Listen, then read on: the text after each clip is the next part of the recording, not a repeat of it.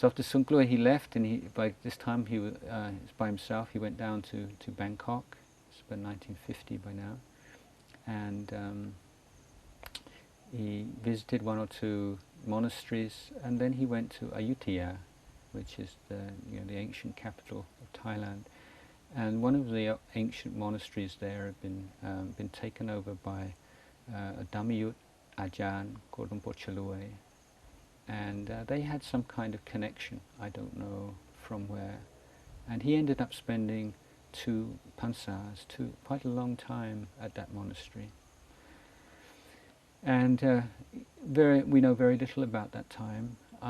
It seems that he'd had some significant developments in his spiritual life, and this was a place just to sort of stabilize it and to develop it further, in a place where not wanting to travel around, just a sort of a stable, quiet place in which he could live and practice amongst other meditators. One thing we do know is he got very ill and developed this very painful swelling in his left side, and seriously ill. And he decided finally, after taking medicines and not getting better, I think he did take some herbs and so on, he decided to use a Dhamma medicine, again what we call Dhammosot. So he didn't eat for 8 days, just drank water. He didn't sleep for 8 nights.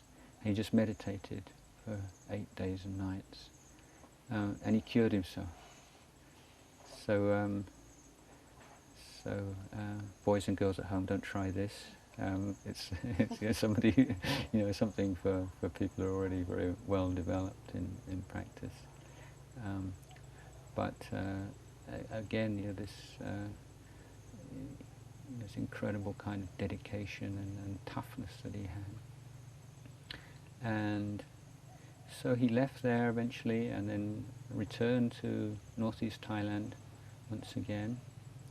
And he went to stay in that near that village that I told you about in Yasothon, Batao. And this was the first time he had a community around him. He had the novice from before, and 1 or 2 monks came along, and so he became, for the first time, he was like a teacher in a formal setting. And he set a very austere kind of regimen. I mean, life was tough anyway, but they practiced all through the night, every night through the rains retreat. And for you couldn't lay down. You could either sit or you could walk, and so saying we've got to get rid of these ideas of day and night. It's just practice, and so the people who lived with him, they had that kind of faith in him and that dedication, and most of them stuck with it. And after 1 pansar of leading a community, he stayed on, and then the next year he went off on solitary retreat just a couple of kilometers away.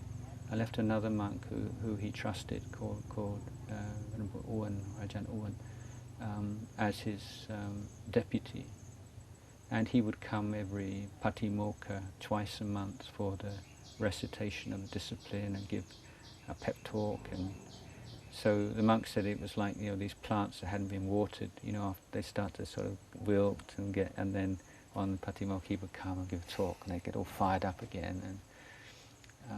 And then that pansa, not only did they have to stay up all night, but he said for the 3rd month they had to keep one posture. I mean, you have to either walk all night or sit all night. So really pushing himself and pushing other people, and he was experimenting with things like fasting. He didn't find useful for himself. It didn't suit his character.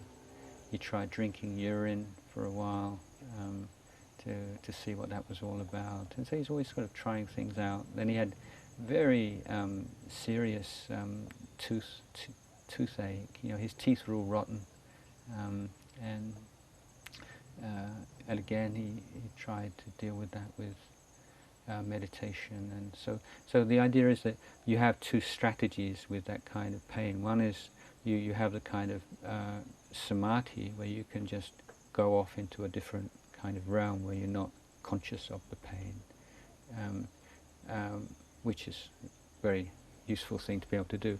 But the other but apart from that, coming out of that and using vipassana to investigate feeling, painful feeling as something that arises and passes away, is not self, and so alternating this the ability to calm the mind, be very still and free from pain, and then the ability to look at pain and learn from pain.